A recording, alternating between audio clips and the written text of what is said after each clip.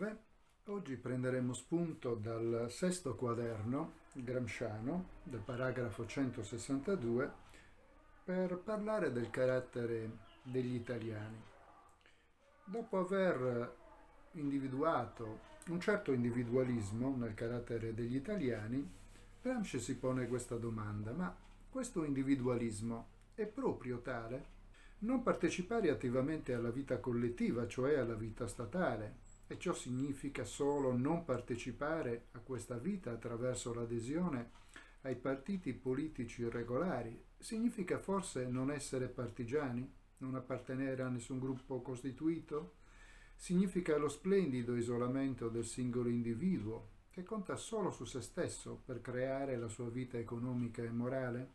Niente affatto, dice Gramsci, tutt'altro. Significa che al partito politico e al sindacato economico moderni, come cioè sono stati elaborati dallo sviluppo delle forze produttive più progressive, si preferiscono forme organizzative di altro tipo, e precisamente del tipo, nota Gramsci, malavita, quindi le cricche, le camorre, le mafie, sia popolari sia legate alle alte classi.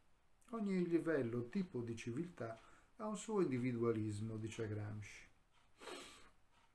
cioè ha una sua peculiare posizione e attività del singolo individuo nei suoi quadri generali.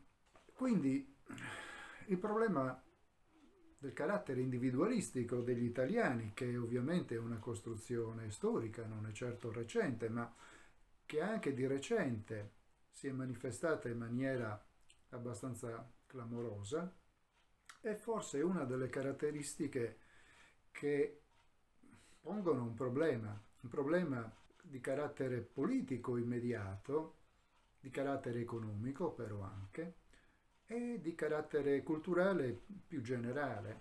Certamente la cultura italiana e la società italiana nel corso del tempo, perlomeno dall'umanesimo in poi, si sono sviluppate nel senso dell'individualismo e in qualche modo, ma tra virgolette, del liberalismo.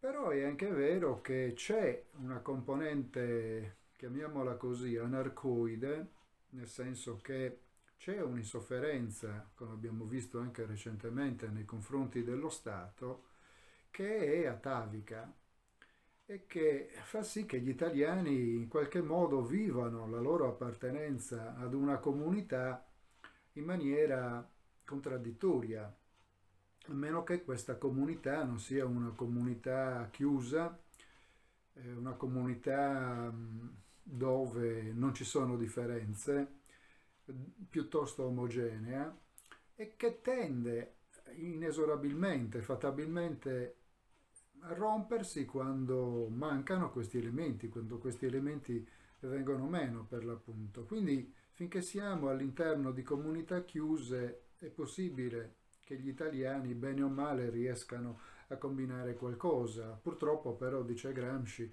spesso accade nella maniera sbagliata, nella maniera malavitosa, diciamo così, in generale dei gruppi che lui stesso ha citato. Mentre la partecipazione politica, l'appartenenza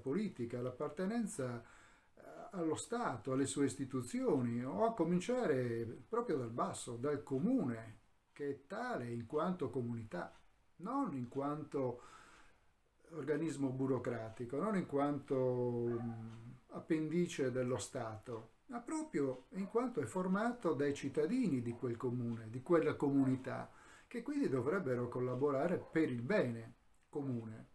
E mentre anche a questo livello in genere assistiamo a delle situazioni piuttosto imbarazzanti. Non sembriamo parte di una comunità, ma semplicemente piccoli atomi che si muovono all'interno di questo spazio che chiamiamo comune, ma che in realtà comune non è se non di nome.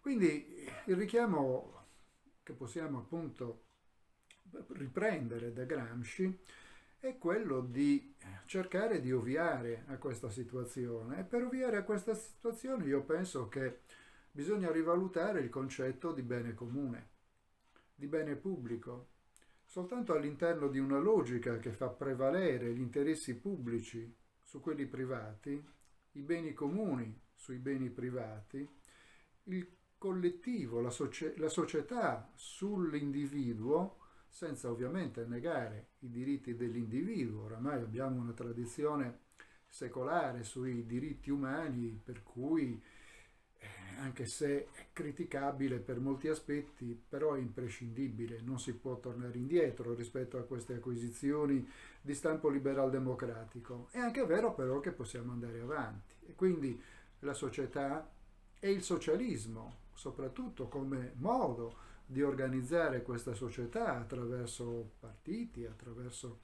sindacati, attraverso organizzazioni culturali, non può che essere una soluzione al problema dell'individualismo, cioè far comprendere all'individuo che non è una monade, che non è un atomo, ma che è parte di una comunità, che è parte di una società, che è parte di uno Stato e magari di una organizzazione superstatuale e anche, al limite, cittadino del mondo. Ecco perché dobbiamo pensare a noi stessi, ma senza dimenticare gli altri e pensare soprattutto che la nostra esistenza dipende dall'esistenza degli altri e che da soli non si va da nessuna parte.